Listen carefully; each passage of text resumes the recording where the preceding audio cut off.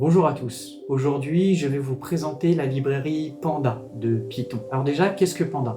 C'est une librairie de Python qui permet l'intégration, la manipulation et le traitement de données. Alors pourquoi on utilise cette librairie? On va l'utiliser parce que Python est un langage qui est très performant. C'est un langage qui propose des fonctionnalités plus flexibles que certains ETL. C'est un langage en plus d'être performant, qui permet de travailler sur de volumineuses bases de données, et c'est un langage sur lequel on monte facilement en compétences. Pour étayer mes exemples, on va travailler sur des données fictives, du chiffre d'affaires et des marges par produit, par pays, par magasin, et ce, dans le temps, on a des données mensuelles sur 2024 et 2025. Comme vous pouvez le constater ici, j'ai deux fichiers Excel. Tous deux sont mis en forme de la même manière, comme nous allons le voir. Et ces fichiers Excel contiennent les données donc pour les produits, les magasins. Comme vous pouvez voir ici, on a une première colonne data qui contient des données qui ne sont pas vraiment nécessaires. Une colonne période dans laquelle nous avons deux informations, une sur le pays et une sur l'année. Une colonne magasin qui contient les informations sur les magasins. Les agrégats et indicateurs sur lesquels nous allons travailler. Nous avons également, plus bas, vous pouvez le voir, la distribution, marge, livraison, une colonne produit, P1, P2, P3, etc. Et donc nos ensembles de mois. Enfin, tout au bout, vous voyez, on avait ici une colonne totale. Là, le fichier 2025. Les deux fichiers Excel sont bien mis en forme de la même manière. Lorsque nous les intégrerons, les lignes seront les unes en dessous des autres. Un fichier NB vente, celui-ci on s'intéressera plus tard dessus, on apprendra à fusionner. Puis ce fichier-là que je survole, celui-ci c'est notre fichier sur lequel on va travailler depuis Anaconda. Je commence à importer les librairies, Panda. J'importe le module OS également et j'importe NumPy. Également, je contrôle ma version de Panda et comme vous avez le constaté, je suis sur la dernière version en date d'aujourd'hui. Nous allons maintenant intégrer nos deux fichiers Excel. Comme je l'ai dit juste avant, les fichiers Excel sont mis en forme de la même manière, donc nous allons les combiner, c'est-à-dire que nous allons mettre toutes les lignes les unes en dessous des autres. Donc pour y parvenir, comme vous allez voir à l'écran, donc déjà chemin égale os.getSwWD. Ce code va me permettre de me positionner voilà, vous voyez ici il y a l'adresse où sont situés les fichiers sur mon ordinateur. Donc, liste fichier égale, je vais créer ici une compréhension de liste qui va me permettre de boucler sur les fichiers. Là, vous voyez, il y a la liste de tous les fichiers qui sont sur le répertoire. Puis maintenant, je vais compléter une liste fichiers pour filtrer en fait uniquement sur les fichiers qui m'intéressent, à savoir CA 2024 et CA 2025. C'est pour ça que j'utilise endWith et startsWith. Vous voyez, maintenant la liste ne contient que les fichiers sur lesquels je souhaite travailler. Donc dans cette variable data, je vais venir concaténer les données de mes deux fichiers Excel.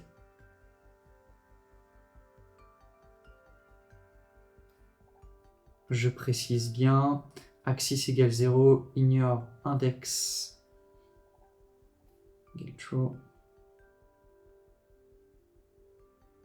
Et voilà, j'affiche mon data frame et je retrouve bien les données de mes deux fichiers. Vous pouvez éventuellement vouloir travailler sur le typage des colonnes.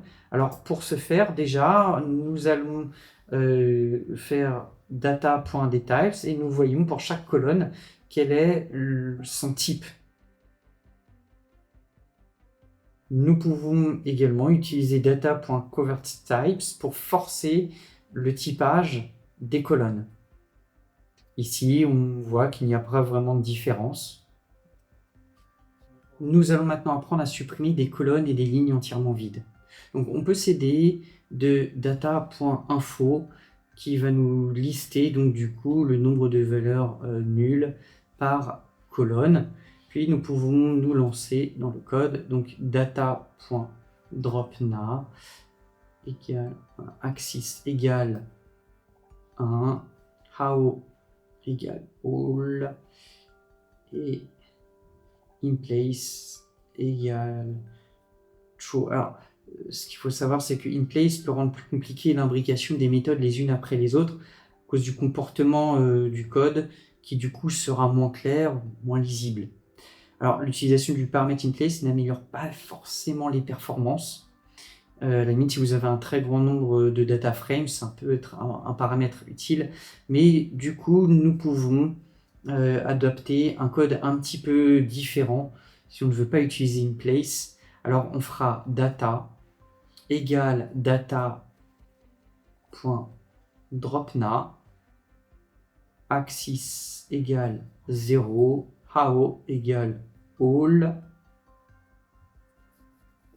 Et maintenant, j'affiche mon data frame et vous voyez que nous n'avons plus les nuls. Coupé. Donc, maintenant, nous allons remonter la première ligne dans les en-têtes. Déjà, dans un premier temps, on va afficher les en-têtes de colonnes actuelles avec data columns, les voici. Et le but, c'est que ces en-têtes de colonnes soient égales en fait à la première ligne. Donc, je vais faire égal data.iloc 0 pour récupérer la première ligne. Et là maintenant, si j'affiche mes noms de colonnes, vous voyez, j'ai récupéré la première ligne. Nous allons maintenant tenter de supprimer des colonnes et des lignes inutiles. Alors pour ce faire, nous pouvons déjà dans un premier temps regarder les valeurs uniques qu'il y a dans chaque colonne. Donc je vais faire data, je vais récupérer au hasard agrégat, la colonne agrégat. Voilà, data agrégat, point unique. Et là, j'ai la liste de toutes les valeurs uniques de ma colonne agrégat. Maintenant, petite astuce, si on veut cette liste pour toutes les colonnes, donc je fais dico unique égale col de point data, col point unique for call in data.collots. Et si j'affiche mon dictionnaire dico.unique, eh bien, j'ai bien toutes les valeurs uniques par colonne. Comme nous le constatons dans la colonne data, je n'ai que deux valeurs, data et nul, donc c'est une colonne inutile. J'ai également une colonne totale, c'est des totaux, donc je vais me débarrasser également de cette colonne. Pour y arriver, donc j'affiche, oui, dans mon data frame, on voit bien dans la colonne data et ma colonne totale, ces deux colonnes-là, je vais m'en débarrasser. Donc data égale data.drop, axis égale 1, virgule, colonnes, et je liste mes colonnes, à savoir data et total.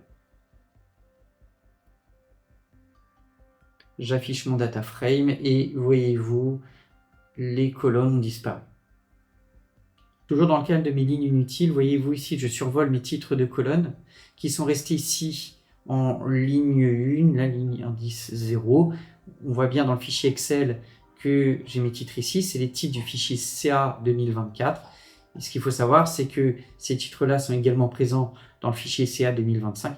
Donc regardons de près. Si je fais data et je filtre donc sur data magasin égale magasin, magasin étant un titre de colonne, eh bien je retrouve bien mes deux lignes correspondant à mes deux titres de colonne dans mes deux fichiers Excel.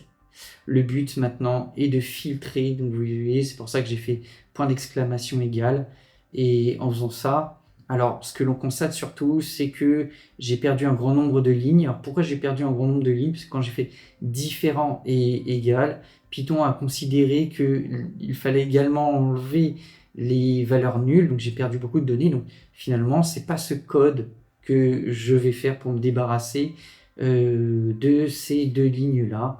Donc voici ce que je vais faire. Je vais faire data égale data magasin, point final, point d'exclamation magasin, et comme ça je supprime bien les deux lignes en conservant toutes les autres. C'est au toto de lignes maintenant que l'on va s'intéresser. Donc pour se débarrasser ici de ça, comment nous l'imposer. Donc là, vous voyez, on retrouve bien ici dans notre colonne agrégat la mention total CA. Donc on va se débarrasser de ça. Donc pour y parvenir, je vais faire data égale data agrégat différent de total CA. Et voilà, j'affiche mon data frame et on voit qu'on n'a que 232 lignes, contre 252 avant. Je me suis bien débarrassé des bonnes lignes. Nous allons maintenant remplir les valeurs vers le bas. Voyez-vous ici, dans notre colonne magasin, nous avons la valeur M1 que l'on veut en lieu et place des valeurs nulles. Donc pour y parvenir, je vais faire le code suivant, à savoir data magasin égale data magasin.fil. Alors, qu'est-ce que nous avons ici quand j'active mon code? Alors, le setting with copy warning, ce n'est pas une erreur, mais c'est un avertissement de Panda. Alors, donc on peut éventuellement faire un autre code pour y parvenir, c'est-à-dire pour descendre les valeurs vers le bas. Je peux également faire donc data.lock, je vous crochet de point virgule magasin égale data magasin.fil. Et là, si j'appelle mon data frame, on voit que ça a fonctionné. Afin de remplacer les valeurs nulles, nous allons faire tout simplement data égale data.filna et 0, et j'affiche mon data frame et on voit que les valeurs nulles ont pris la valeur de 0.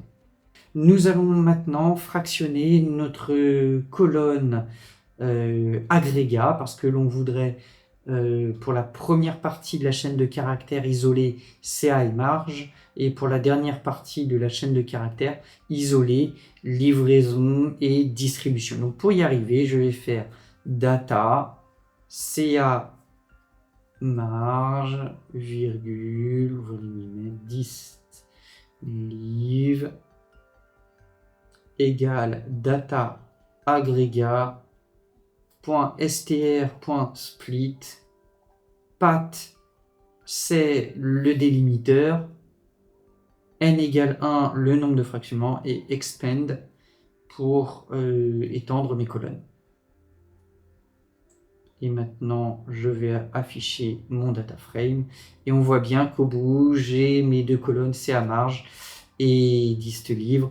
Je vais maintenant du coup supprimer ma colonne d'origine, je n'en ai plus besoin, donc je fais data égale data.drop, axis égale 0, et je vais mettre en liste de paramètres columns les deux colonnes à supprimer, la colonne à supprimer pardon, à savoir la colonne agrégat.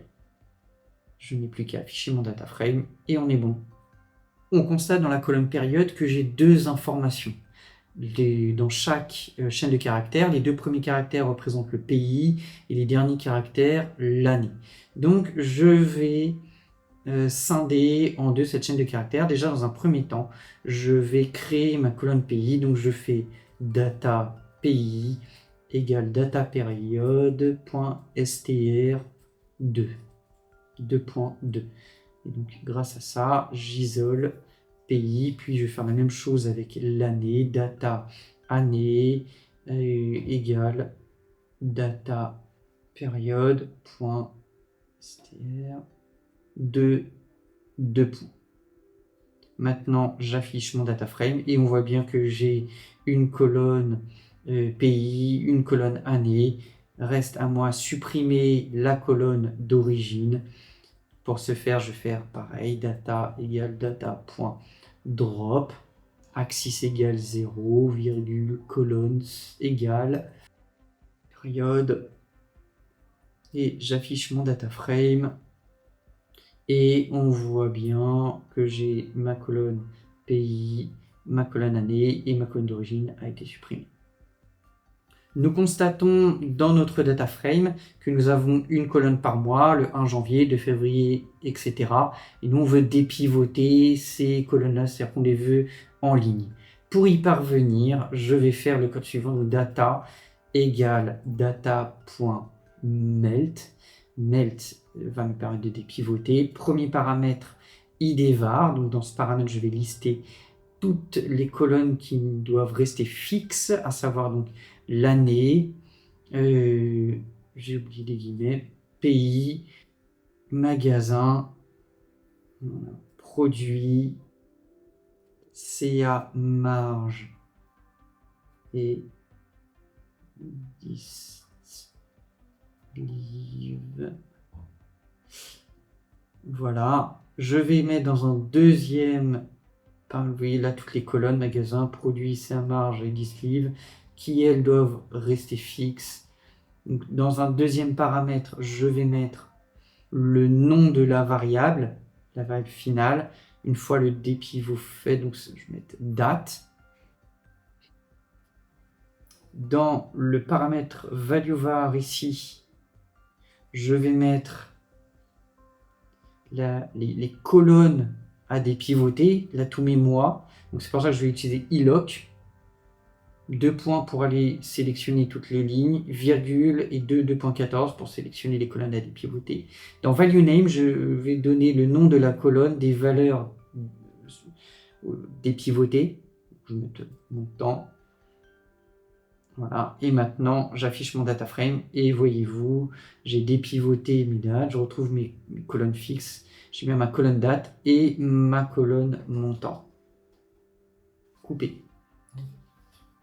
Alors pour réorganiser l'ordre des colonnes, vous voyez ici on a un ordre que en fait on pourrait ne pas vouloir, on pourrait vouloir un autre ordre. Vous voyez, je crée une variable donc ordre colonne qui en fait va être une liste et dans cette liste je vais mettre donc du coup l'ordre que je veux. Donc là je suis parti sur année, date, je vais mettre pays, voilà, je vais mettre allez le magasin, virgule,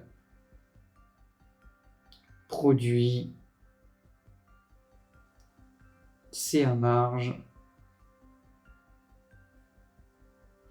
et distlive. Voilà l'ordre que je veux et je vous dis pas le montant.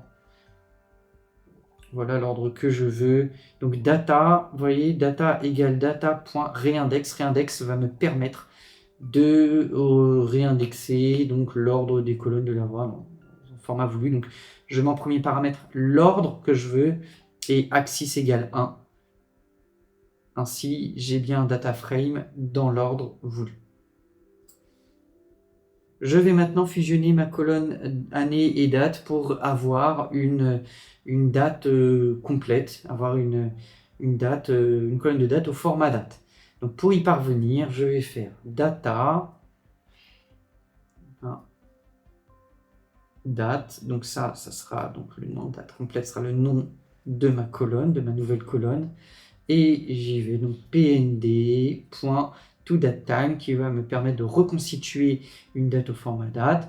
Donc en paramètre de toDateTime, je vais mettre donc, du coup 01 slash, donc ça sera pour le jour, je concatène avec plus data date, j'appelle ma colonne date qui contient le mois. Type str1, c'est important parce que je concatène au format texte. Je concatène un tiret, je concatène avec data année, .type str, sinon je vais avoir une erreur.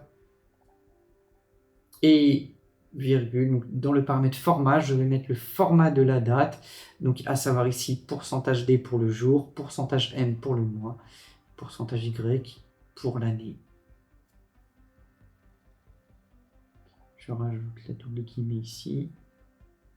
Et j'affiche mon data frame, voyez-vous, j'ai bien une date complète. Et là, si je fais date complète et je fais unique, on voit bien que j'ai une date au format date. Ici, vous voyez. Je vais maintenant supprimer ma colonne d'origine. Donc pour faire data égale data.drop, axis égale 0, virgule, colonne égale, et entre crochets, je vais mettre la liste des éléments que je vais supprimer. Donc l'année et du coup date qui contenait l'information du mois. Voilà, je vais afficher mon data frame et on voit bien que les deux colonnes d'origine ont été supprimées correctement. Je vais maintenant pivoter ma colonne CA marge. Je veux une colonne de montant pour mon chiffre d'affaires, une colonne de montant pour ma marge. Mes montants sont ici dans ma colonne montant. Donc pour y parvenir, je vais utiliser la méthode pivot. Donc data égale data.pivot. En premier paramètre index, je vais ici mettre la liste des colonnes qui doivent rester fixes, qui ne doivent pas être pivotées, à savoir date complète. Je vais également mettre donc pays, magasin, pays, produit, distolive. En deuxième paramètre, donc le paramètre columns, je vais mettre la colonne qui doit subir le pivot, à savoir CA marge. Et en dernier paramètre, values, eh bien, je vais mettre le nom de la colonne de valeur qui doit accompagner le pivot de CA marge.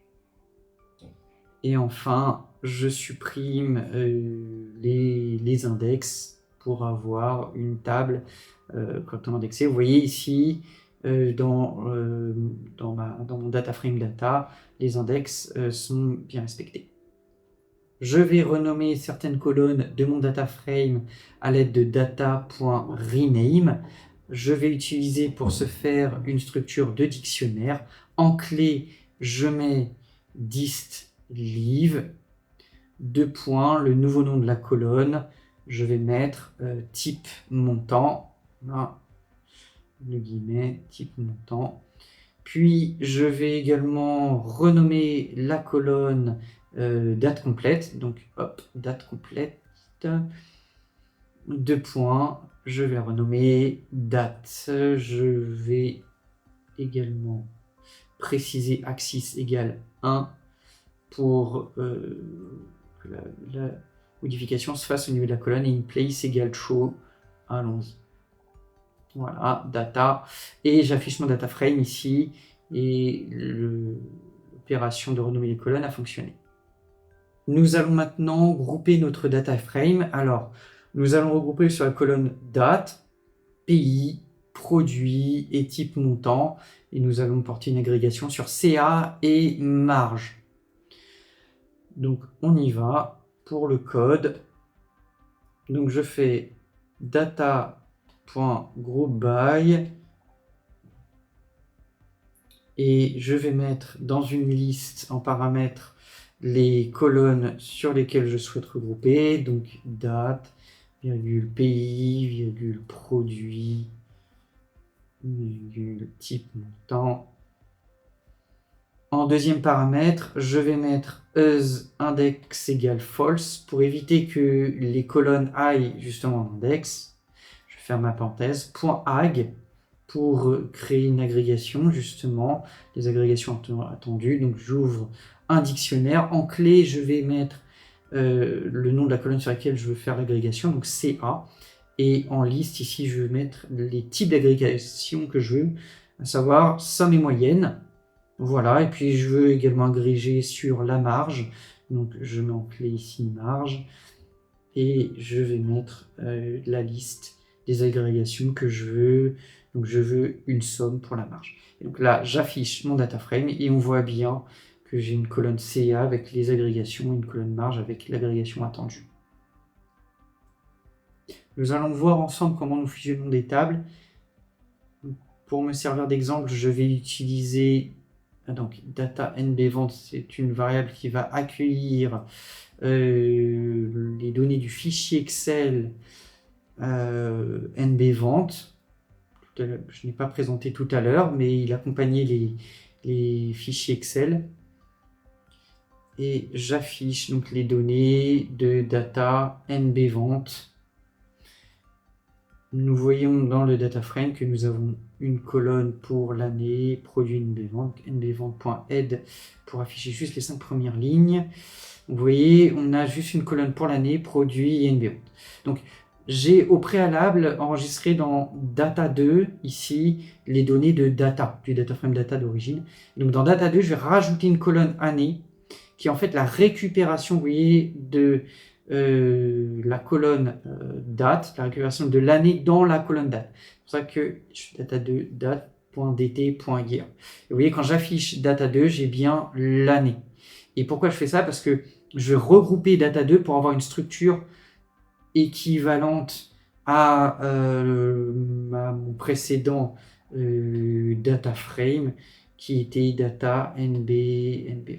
Alors, data2.groupBy, année, produit, index égale false, on l'avait vu dans le chapitre avant, et je vais venir créer une agrégation sur CA, une somme, et là vous voyez j'ai une structure de tableau similaire à data NB vente, et donc c'est ces deux tableaux que je vais venir fusionner. Donc j'enregistre mon data frame dans data 2, je vais afficher data2.add 5, j'affiche les 5 premières lignes, voilà. Alors, bon, ce n'est que de l'affichage, évidemment. Je vais fusionner data 2 et NBVente. Donc, je vais faire data CA égale data NBVente point merge. Et je vais mettre en premier paramètre le data frame avec lequel je veux fusionner, à savoir data 2. On, donc ici les colonnes communes, donc ici c'est année et produit. How, et je vais prendre Einer pour joindre mes deux colonnes, et j'affiche data CA et on voit que la fusion c'est correctement faite. Nous allons apprendre à faire des colonnes calculées de base. Donc je crée dans un premier temps un nouveau data frame, voyez-vous ici CA mensuel. Donc je regroupe data, d'où data.groupBy. Je regrouper sur la colonne année. Je vais faire asIndex égale false pour éviter que les colonnes aillent en index. Puis je vais créer une colonne CA qui sera une somme finalement, et la somme de la colonne CA de data.